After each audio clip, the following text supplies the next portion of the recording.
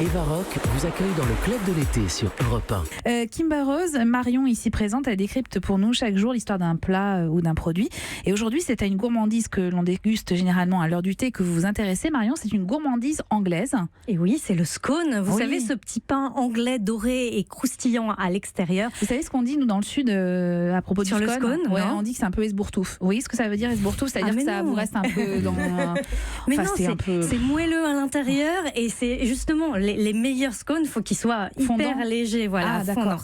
Alors, les scones, ça remonte en fait au XVIe siècle. Alors, on ne sait pas vraiment qui les a créés, ni vraiment où en fait. On sait juste que ça s'est passé au Royaume-Uni. On attribue souvent la paternité à l'Écosse parce qu'il y a un village qui s'appelle Scone là-bas. C'est là où il y avait la pierre du destin sur laquelle les rois d'Écosse étaient en fait couronnés.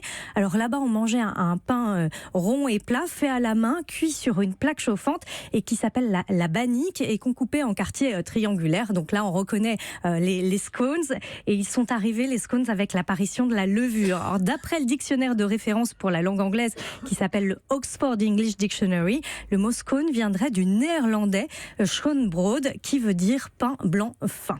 En tout cas, ce qui est sûr, c'est que le premier mot scone mentionné, c'est dans un poème de Gavin Douglas qui est un Écossais. Alors la popularité des scones est arrivée un petit peu plus tard, au XVIIIe siècle, grâce à la duchesse de Bedford, qui est une amie de la reine Victoria. Elle trouvait le temps long en fait entre le déjeuner et le dîner et elle avait un petit creux. Donc elle a décidé de convier toutes ses amies et de leur servir du thé, des sandwichs, Faire des chorégraphies avec Kimberly. Voilà, pourquoi pas, elle aurait pu.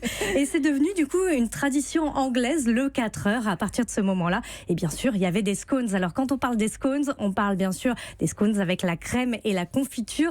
Pas n'importe quelle crème et pas n'importe quelle confiture. La crème, c'est une crème assez épaisse, bien particulière. On appelle ça la clotted cream ou la Devonshire cream. Ça dépend de quel comté elle vient.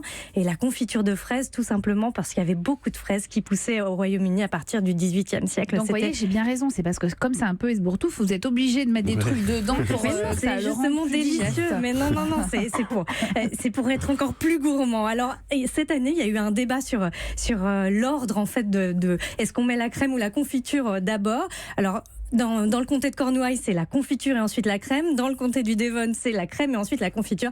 Et la reine, enfin quelqu'un qui travaillait pour elle, a dit que la reine, elle, tartinait d'abord de confiture son scone avant d'y déposer une cuillère de crème. Donc c'est comme ça qu'il faut faire. C'est comme ça qu'il faut faire. D'accord. Merci Marion.